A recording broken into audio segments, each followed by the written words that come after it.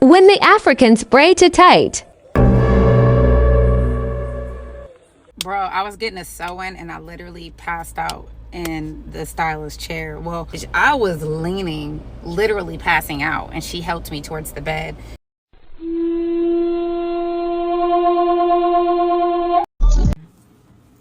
Ain't nothing better than getting your hair braided that tight and it coming out. It hurts so bad, but when you get out that.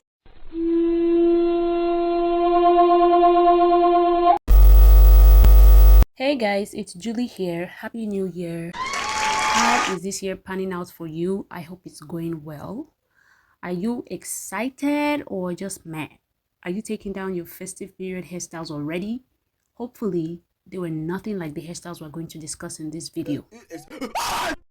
So let's talk about it. Let's talk about the epidemic of super tight braids. Now, I like braids. I love braids. Braids are beautiful when they are done so intricately, so carefully, so expertly. They are so beautiful. You can't deny those patterns are mesmerizing. When you see braids on a woman and you are enamored by the beauty of the hairstyle and her face, do you know sometimes that this hairstyle came with some sleepless nights, popping painkillers, tears, and potential hair damage and loss? Many women are walking advertisements for traction alopecia. Now, traction alopecia is when you experience hair loss in certain areas of your hair due to strain or tension on the scalp. This condition can be very much permanent, and sometimes it takes just as much as one single braid hairstyle to cause permanent damage. I take all this, oh, my hair doesn't grow because of my genetics conversation with a grain of salt, because most times it's just unhealthy hair practices and poor choices that cause stunted growth and loss of hair. I believe having short hair is a condition that is hereditary in the sense that many women who grow up experiencing stunted hair growth probably had mothers who experienced that as well. Now, I want you to do the math, okay? Let's do the math here. If you always saw your mom with hair loss and stunted growth, it's probably because she didn't know how to care for her hair in her youth or learn healthy hair habits. Mothers are typically in charge of nurturing their daughters' hairs, picking what hairstyles they get to wear, buying the products to use on their children's hair, and things like that. Now, if your mom didn't know better than to make the choices that she did that resulted in damaged hair, how do you think she'll be able to instill healthy hair habits in you, except she learned from her mistakes? Many girls my age who started learning to care for their hairs began that in their teenage years. If you grew up in Nigeria now, you know relaxer was the norm. Almost every household had relaxer. It was a staple product in people's houses. Knowledge of natural hair care was very limited. It still kind of is. And actually seeing someone with thriving unrelaxed hair was like seeing a unicorn out in the wild. Many homes had hot combs, relaxers, and gels, but not leave-in conditioners, actual detangling combs, and patience. So the chances of a girl growing up with damaged hair were very high. I say all this to say hair loss is not hereditary in the sense that, oh, my mom had quote-unquote bad hair, so therefore I do. It's nurturing. Your mom didn't have ample knowledge of natural hair care, and you don't either. So she passed down her knowledge or lack of it, and because you didn't know better either, you are in the same boat, not by nature but by nurture. Are you picking up what I'm putting down? I think it's where the misconception that Black or African women simply can't grow long hair began. It's a bunch of misinformation and misunderstanding of how hair actually works. Now, that being said, one very common belief we grew up with is that if braids aren't tied to the point of agony, they wouldn't look good. So the next time you see a woman with beautiful braids, this may have been her at the salon.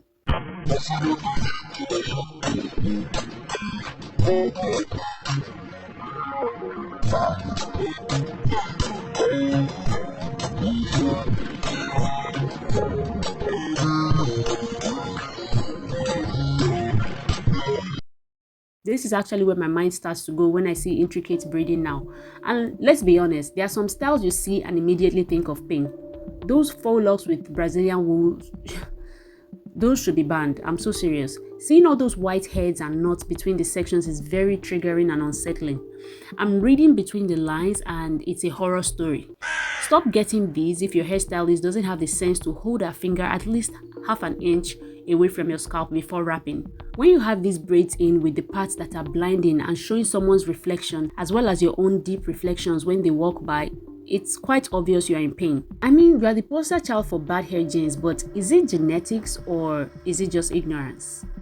When you have videos like this of children sobbing, wailing and fighting when getting their hair done, do you not think that African hair being a painful experience is being normalized?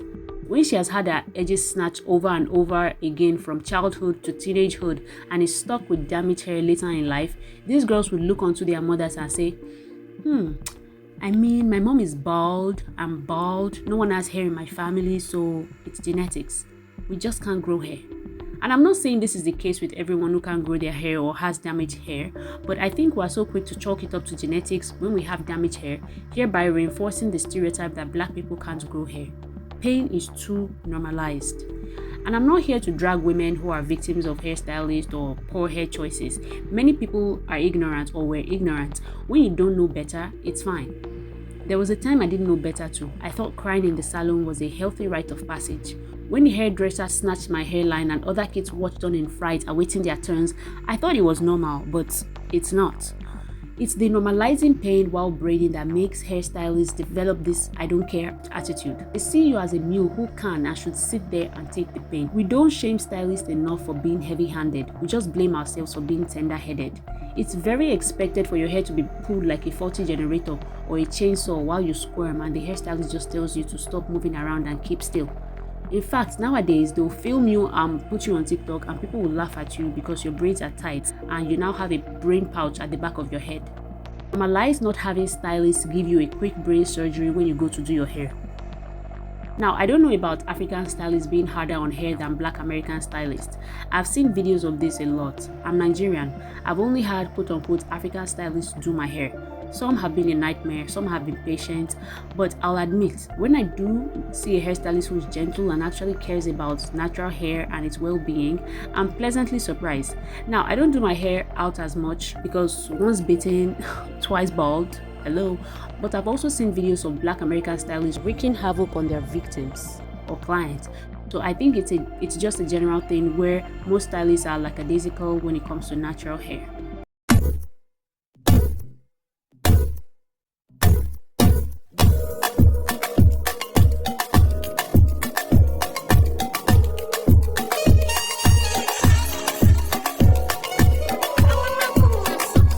People are doing skits and TikTok, but this is a real crisis that plagues us. What's wrong, okay? When I came down,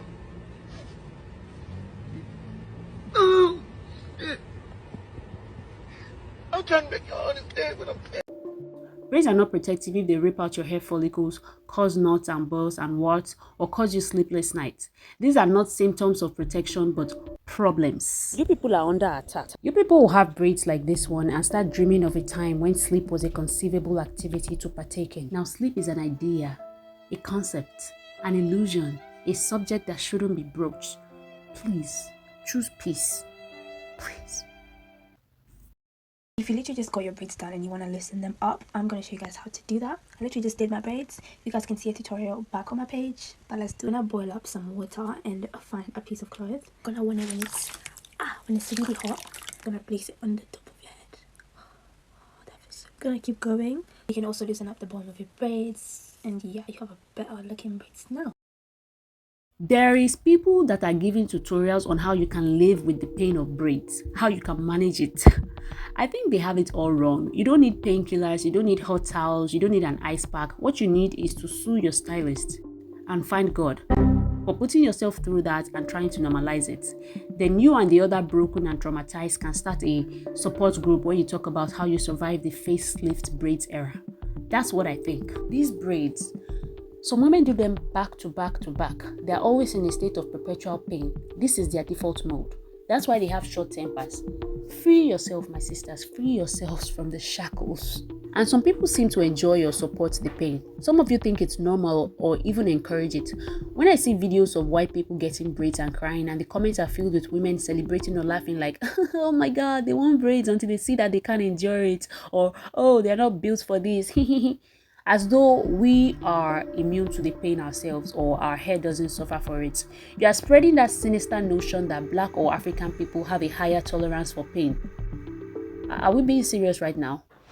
I had the comment on a video I made one time from this American kindergarten teacher that said that many Black girls find it hard to focus in class because they are always in pain from their new braids. They usually come to school with sores and scabs on their heads and the stiff necks and find it hard to play like the other kids because their heads are always hurting. Slowly turn. Go. Slowly turn. Slowly turn. Okay. I got my daughter's hair done on Saturday and we are taking it out because why? She says it's too tight. And me being a tender-headed person, I can relate. So I'm taking it out even though I spent a lot of money getting this done. But I don't want her to be in pain, so she must have inherited it from me. Because Kendall got her hair done and she kind of got some red. Look at that. It's real tight. Yikes. It don't hurt, Kendall? A little bit, but you know. I think this is crazy. The school had to call 3 times and send emails for the mom to finally take action. I'm sure the child has also been complaining at home about her hair being too tight. I remember when moms used to try to pacify their kids with gifts and praises to get them to endure their painful hairstyle so they didn't have to take it down. They would say something like, "Oh, look at your sister, she's not crying," or "Oh, look at that other kid, she's a big girl, she doesn't cry when the hairstylist does her hair," blah blah blah, to try and shame you into enduring the pain. And we just had a lot of sore-headed girls walking around in school. I have a memory of sitting behind my friend in class when I was in primary school. She had this hairstyle. This is what we call Koroba. And I remember how she came to school when it was freshly done, and I watched through the week as a sore progressively spread through the center of the hairstyle. The wound that the tightness of the style caused kept getting bigger and bigger, and she would scratch it and sniff it through class, and it was so distracting, till eventually she had to cut her hair off. I also remember having those tension boils at the nape of my neck because of tight styles and doing the same scratch and sniff routine in school. I say all this to say we have a problem on our hands and heads, and no one is doing anything about it. You guys, so I did a quick internet search to get pictures of what Koroba looks like, and I stumbled on this TikTok video detailing the horror story of the Koroba hairstyle. I decided to make my hair in the village before leaving for Lagos. Now proves to me that sometimes a little gatekeeping from the internet will not hurt. Anyways, I got to the hairstylist place and showed her the style that I wanted, which she started to replicate. Got something to eat and decided to sit through the pain of this hairstyle. Yes, this hairstyle was painful, especially the middle part, and I kept telling her, but she insisted that my hair was natural and that it had to be gripped hard for it to be neat. Hello, it's 2024. A lot of hairstylists need to drop some archaic mindset about natural hair because that's not true. Tight hairstyles will not cause your hair to look good, but instead give you traction alopecia. This was the finished look. She did a good job, but I was smiling through pain and I had to take my hair out. I want my hairstylist back, but in her absence, the next time I sit on someone's chair to get my hair done, I'll be adamant about the things I don't want. As a naturalista, let me know things you've been told by your hairstylist in the comments. Like, share, and follow for more. Bye. I don't remember doing this hairstyle as a child, but almost tread with caution. Just seeing that shiny middle section brought back flashbacks of seeing sores on people's heads. People have stories of this particular hairstyle. But shout out to Ninja Braider for making this comprehensive video so you can see who will win the fight between you and Koroba. Like I said, tread with caution.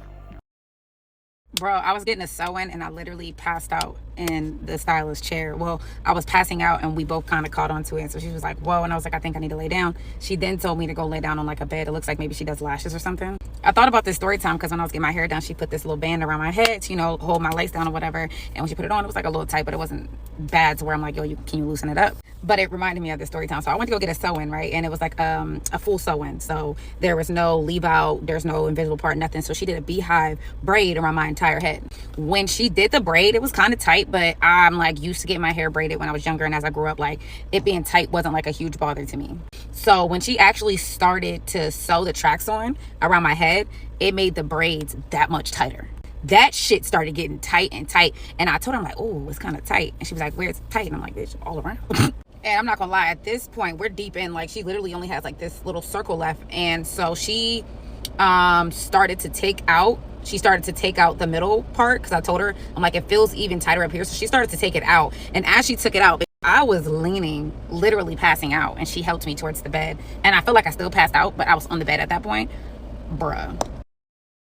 I know many stylists learn doing hair by practicing on mannequins, and so when they start making actual human beings' hairs, they still do it with the same lack of consideration, because mannequins cannot protest, they can't feel pain, and they expect you to become a mannequin as well. And I think the salons have become an avenue for many stylists to let out their frustration and anger and then get paid for it. I'm so serious. Because why is someone sitting on your seat crying and moaning and you just continue to braid the hair with the force of an avenger? It's like a rage room. It don't hurt, Kendall? A little bit, but no. When I watch this video, I can see the other child who says the hair doesn't hurt that much. But looking at her scalp, I see a different story. I see sores and redness. Sometimes kids don't even admit their hair hurts because they want to impress their moms and because they think the hair is pretty and, they can enjoy it because they are big girls. I mean, the mom is complaining that she spent a lot of money while reluctantly taking down her daughter's hair, so I can see why the other child doesn't want to take hers down. I can also see a lot of tossing and turning at night. I think when you do individual braids of all things and they're causing you this much pain, just start swinging on the stylist. I'm so serious. I mean, you have to fight back. You know the braids that lie down where they are picking up what you're putting down? I can see why they can be painful. But when it's just regular individual braids, I just don't get it. What exactly are you picking that you're making it so tight? You are wicked. Look at my forehead. I got my hair braided yesterday. And this is exactly what I mean when I say that braids aren't always a protective style, because that is clearly too tight, right? So when you're in the chair, you need to speak up when it's too tight, because you're gonna have no hairline. You're gonna have nice braids and no hairline. So make sure you communicate with your stylist while you're in the chair, not after, that it's too tight, okay? Because you not speaking up and being shy is gonna result in you having no hairline. And we can't have that, can we? There's also the issue of not speaking up. So women will just sit there and take all the pain and then cry on their way home. Please speak up. I've had a situation where I was doing someone's hair for them. I think I have a pretty good discernment of when you are braiding too tight. I mean, I'm tender-headed myself, so I like to move like someone with a conscience. But this hairstyle had sections where you had to use rubber bands to secure a side of the hair. It was something like this. Now, I can tell when braids are tight, but I don't necessarily know when rubber bands get too tight on other people's hair. And I'm binding her hair and thinking it's all good and I'm done and it's beautiful, right? And then the next time I see her, after a few hours, she's looking very uncomfortable and stressed. Her hand is always in her hair and she actually just looks like she's in pain. So I ask her if this hairstyle is too tight and she says no. Then reluctantly adds that it's just where the rubber bands are that's giving her problem. This was during the festive period, so I guess she didn't want to let on how much these rubber bands were bothering her, so she didn't have to take down the hairstyle. But by the next day, it was very obvious she was in pain, so I had to take down the entire hairstyle. You guys, the part where the rubber bands were had developed scabs and knots under the skin. This girl actually went to bed with her head inflamed. I was so confused. I kept asking her, why didn't you just talk so I can take down this hair? And she said, but hair is usually painful. I thought it would stop by now. And this is the mentality many frequent braiders have, that making your hair is supposed to be a painful experience. If you are lucky enough to experience minimal pain, yippee, but pain comes with the territory. I was aghast. If you speak up while braiding, most sensible hair braiders will try and ease up on their hold, but most people are too shy or just think it's normal, and so they go around with damaged hairs.